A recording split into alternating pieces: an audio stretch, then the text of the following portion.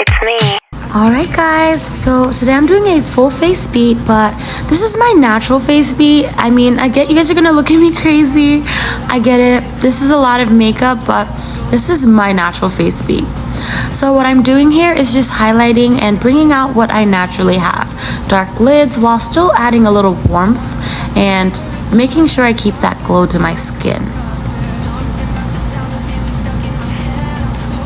After that, I like to place concealer very minimally but very intentionally.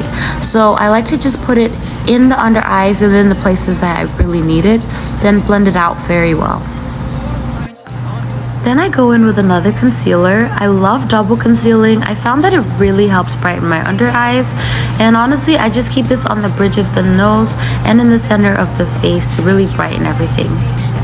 Then I set everything. I know that's so weird to do before foundation and contour, but it really helps with skin texture and it helps my makeup last super long. Then we'll just go in with one drop, literally just one drop of foundation in the areas I put no product. And then of course I'm going with an under eye brightening powder just to brighten my under eyes and give it that va-va-voom. And of course it's time for blush, and I love using Sephora lipsticks for blush. Even though I know there's like other liquid blushes, these lipsticks give me the best combination and really show on my deep skin tone. Then of course I love priming my lashes because I don't have any. And I honestly feel like it helps me just have that little extra, you know, something.